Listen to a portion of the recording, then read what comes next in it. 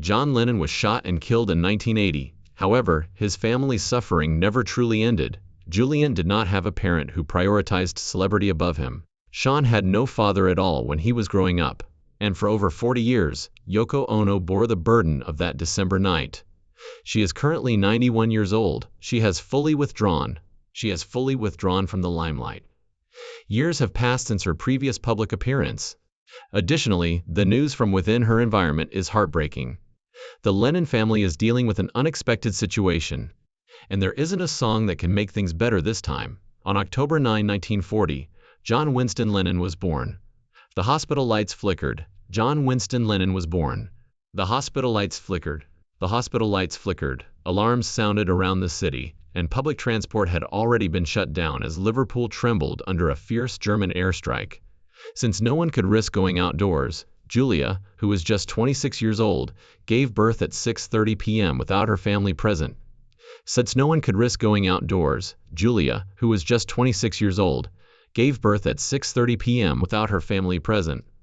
The city had just been destroyed 2 days prior, and Alfred, the father, was working as a merchant seaman somewhere at sea. Docks were burning, houses, seamen somewhere at sea. Docks were burning, houses were gone, and train sheds were gone, and train sheds were gone, and train sheds were gone. As he arrived, it seemed as though the world was collapsing.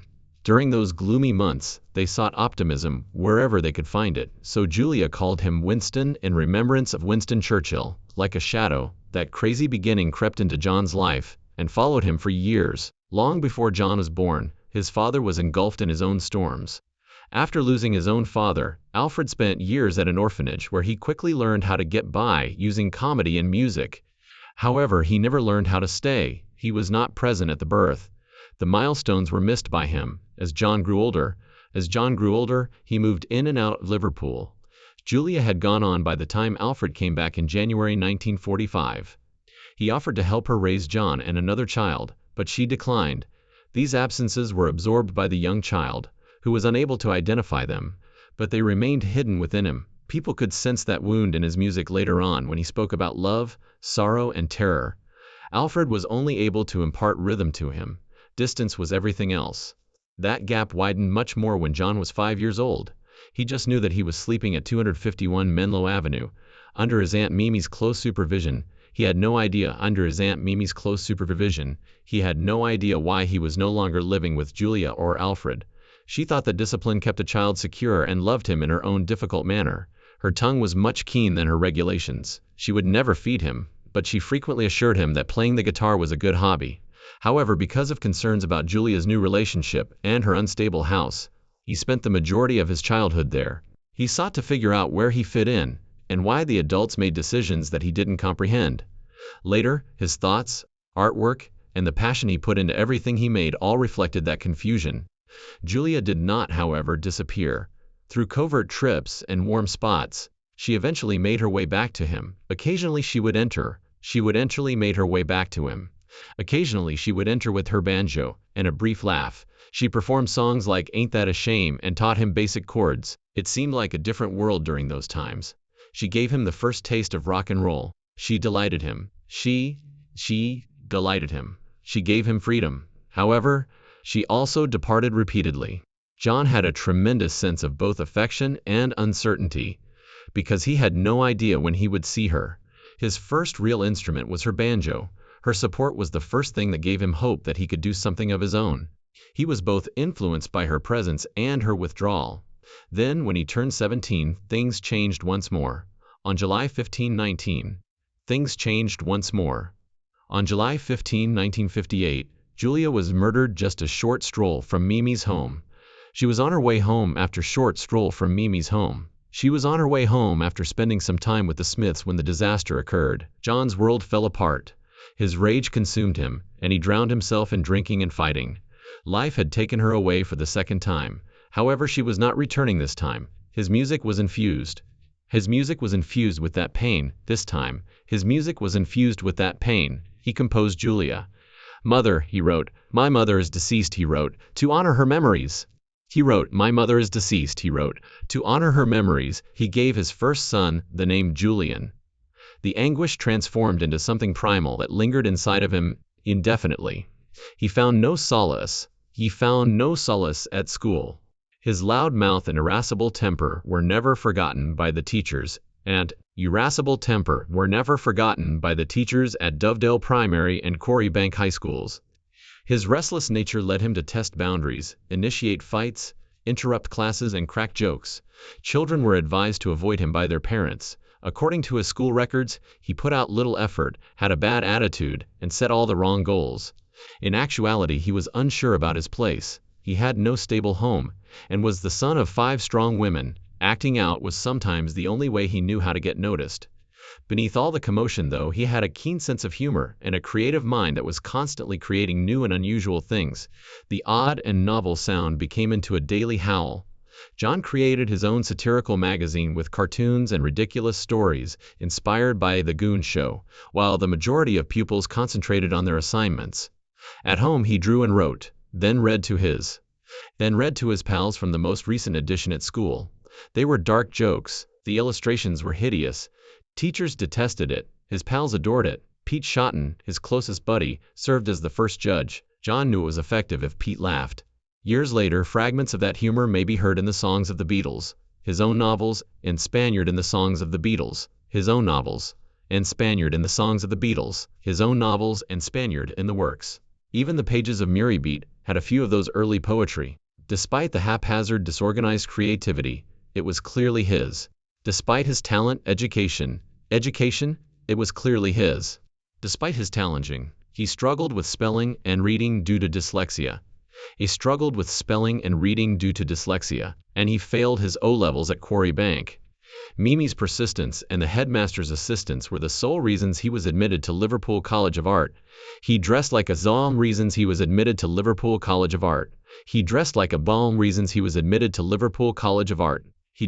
teddy boy and disobeyed the rules in art school just as he always did. He drew caricatures of instructors and pupils in journals. One of his tutors, Arthur Ballard, claimed that John's notebook was the most clever thing he had ever seen. But he was not saved by that. His lettering exam was a failure. His last year was never completed. He left behind both fury and genius in equal measure as he stormed through the institution. He was gradually captivated by music in a manner that nothing else could. Together with mates from Quarry Bank, he founded the Quarrymen in 1956, motivated by Elvis and the skiffle mania. He found a line in the school hymn to be absurd, which is where the moniker originated. Every practice turned into a space for John to express everything that was inside of him as they performed American rock and roll and skiffle covers. The lineup changed at 08:18. A T-chest bass, a washboard, guitars, and even a banjo were added. Ahmad Davis eventually joined. Rod Davis eventually joined on banjo, and Colin Hanton on drums. Without hesitation, John took the lead in the group. The band turned into a beginning, a release, and an outlet. Then, on July 6, 1957, everything was different. At the Walton Church Fete, the Quarrymen were giving a performance. At 16, John exuded confidence and anxiety. Just 15-year-old Paul McCartney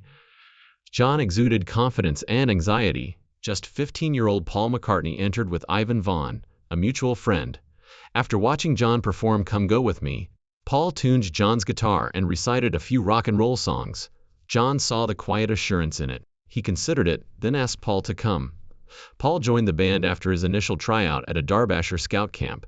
That encounter developed into the collaboration that formed the Beatles' nucleus and permanently altered the music industry. The next years were characterized by fire. The Beatles performed in Hamburg more than 270 times between 1960 and 1962. On some nights, they performed for 8 hours in a row, using amphetamines to keep themselves alert. They played rock and amphetamines to keep themselves alert. They played rock and roll till their fingers ached, slept wherever they could, and subsisted on nearly nothing. John subsequently claimed that he was raised in Hamburg rather than Liverpool. As the city sharpened and hardened everyone, their sound was molded by the repetition. Their style was shaped by the harsh clubs. They became a true band as a result of the long hours. Beneath the turmoil, Brian Epstein spotted potential when he saw them at the Cavern Club in December 1961. He took over as manager and improved their reputation. The leather jackets were taken off. The neat haircuts and outfits arrived. He outlawed cursing and smoking on stage. Although Lennon didn't like the new appearance, he could understand it. They were able to gain popularity thanks to their improved image, and Beatlemania quickly spread over the globe. However, John felt imprisoned within the maelstrom of fame.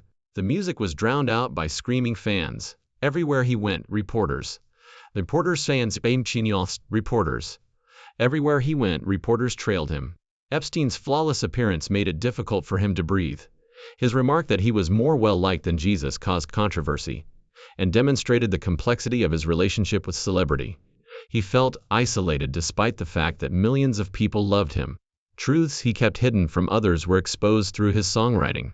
Although the song Help was released in 1965, the lyrics were a true plea for assistance.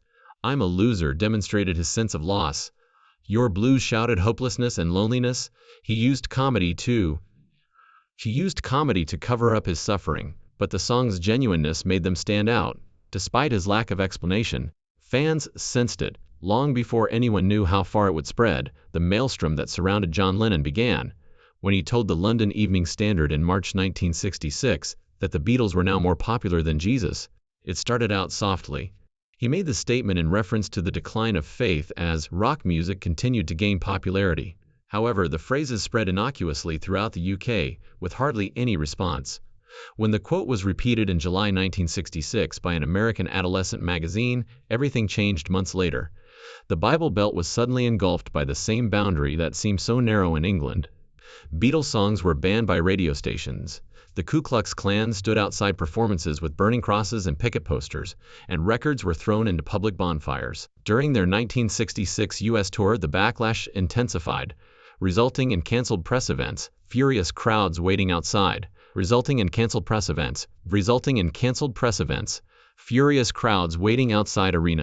furious crowds waiting outside arenas, and death threats.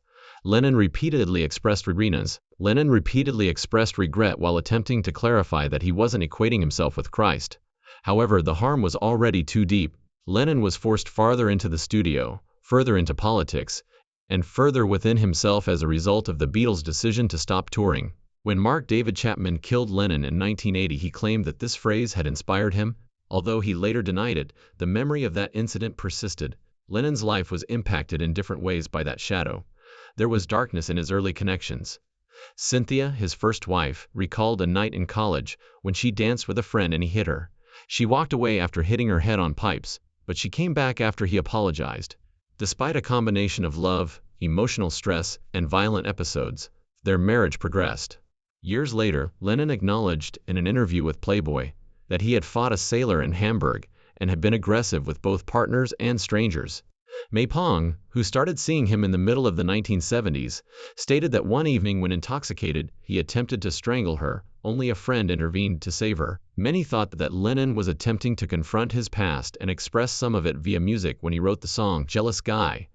These tales rest next to his notoriety, like a harsh reality that never went away. When he relocated to the U.S. in 1971, his notoriety also led him into contact with the U.S. government. The Nixon government took attention after he voiced opposition to the Vietnam War. The FBI created a 300-page file on him and began deportation proceedings based on a 1968 marijuana conviction in England. The authorities attempted to have Lennon removed after his visa was revoked in March 1972. They were concerned that he may incite anti-war demonstrations at the Republican National Convention in 1972. Lennon battled the case for years, worn out and fearful of being watched all the time. In 1975,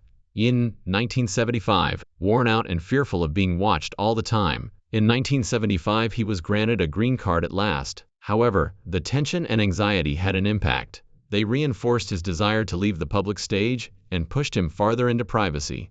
Something else had already started to transform him before that retreat. He visited Yoko Ono's solo exhibition at the Indica Gallery in London on November 9, 1966.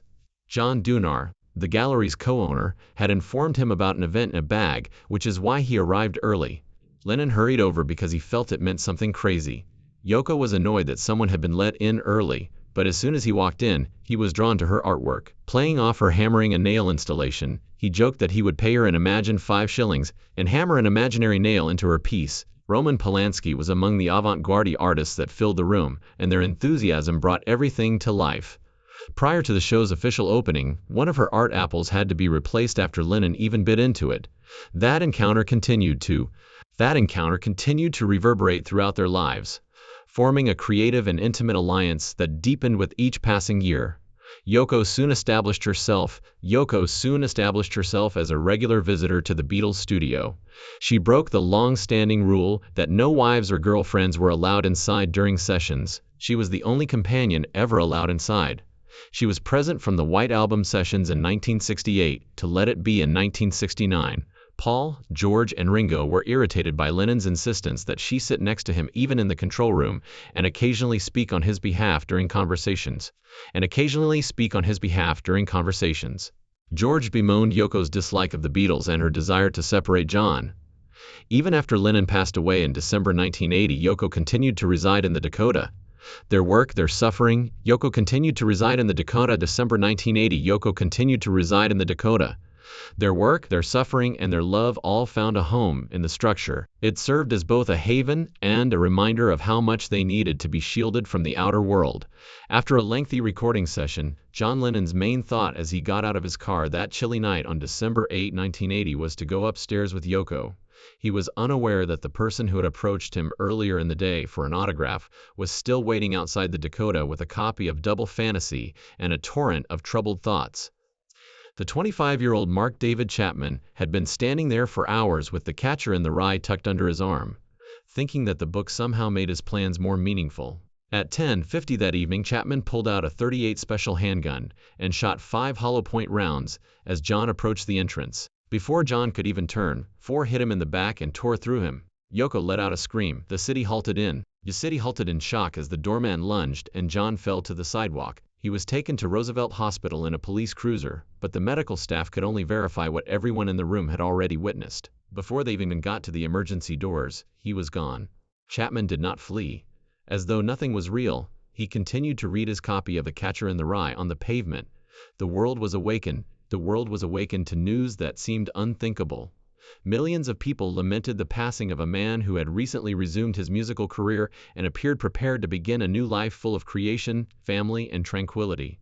Yoko made a decision that nearly everyone was taken aback by as the shock subsided. She declined to be buried in public. She claimed that she was unable to make her personal anguish a public spectacle. Instead, on December 14 at 2:00 p.m., she requested everyone to pause for 10 minutes of quiet. Millions of people worldwide stopped in unison that afternoon. Homes became motionless, streets halted, and radios went silent. In a brief statement, Yoko said that John prayed and loved people, and she hoped that others would feel the same way about him. That quiet turned into a time of solidarity, the kind that John had consistently attempted to sing into being. A child abandoned while John pursued celebrity, peace initiatives, and eventually a new family. However, father and son had gradually begun to communicate once more in the months preceding Jay's passing. They listened to music together. They spoke more frequently. Additionally, John told Julian that he wanted Julian to hear the song Starting Over during their most recent phone conversation. Together, they made appearances at Beatles tributes. In December 2024, they posted pictures from the Dakota. They sought to reconcile. They posted pictures from the Dakota. They sought to reconcile the complex legacy their father had left behind, spoke frequently, and relied on one another. Sean spoke to Julian as his best friend at 31:49. Julian expressed his deep affection for Sean. Their intimacy turned into a subdued remedy for the scars of the past. Sean found solace in Jay's music, despite the fact that they both acknowledged that their father's paradoxes continued to reverberate in their lives. He felt as though he was getting more time with a father he hardly knew by listening to old tapes, unreleased songs, and silent demos. He claimed in 2024 that he was able to comprehend the guy behind the mythology by immersing himself in the music. Julian had a similar feeling. Both sons sought the connection that tragedy had stolen from them at such a young age. Through the music, as this was going on, Yoko Ono gradually distanced herself from the spotlight. She started to make fewer appearances after spending more than 50 years at the Dakota. The John Lennon Educational Tour Bus launch in 2018 was her most recent significant in-person event. Her presence thereafter diminished to occasional glimpses in virtual communications. Rumors about her illness started to circulate after fans saw that she frequently used a wheelchair. She said she had a sickness, but she never described it. Sean frequently assisted her, pushing her chair or guiding her through crowds. There were rumors about dementia, but nobody verified them. She decided to let the world go on without her because aging had just caught up with her. She and John purchased a 600-acre farm near Franklin, New York, in 1978, and she relocated there full-time in 2023. It turned to become her haven, a peaceful area away from the bustle of the metropolis where John passed away. Although she still owns her Dakota apartment, the farm became her home, allowing her to escape the memories of New York and find some privacy. Sean remained near. Sean remained near. Sean remained near. He divided his time between taking care of his mother and his own job. He claimed in a 2025 interview that she had retired and slowed down, and that his main priorities were keeping her at peace and respecting the legacy both of his parents had left behind. Yoko's disappearance in time was a bittersweet moment for admirers. She used to be in the heart of New York life, art and action. Carried tenderly by her son, she now lived far from the world she had made. Throughout it all, John Lennon's legacy continued to change, influenced by respect, remorse, and the nuanced reality of his private life. Tales from his history conflicted with his current persona as a peace activist. In a 1970 interview, he expressed his profound regret for hitting Cynthia during a dispute in 1962, admitting that he had been an aggressive guy who was learning to change. His adultery was widely known. He carried the scars from his childhood experience into adulthood. Nevertheless, people disagreed on how to remember him because of those same paradoxes, both a symbol of peace and a fallible human person. That tension was conveyed in songs like Imagine and Give Peace a Chance. Imagine was released on October 11, 1971, and quickly became a global anthem for movements. It was denounced by religious organizations. He attempted to be deported by the Nixon administrations.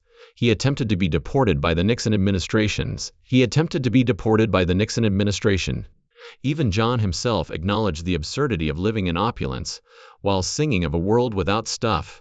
In 2017, Yoko was at last acknowledged as a co-author. Despite these inconsistencies, the music continued to influence generations. Sean expressed concern in 2025 that the Beatles and the values his parents upheld could be forgotten by younger generations. He felt accountable for maintaining that spark. He claimed that since his parents had given him so much, the least he could do was to contribute to preserving their heritage.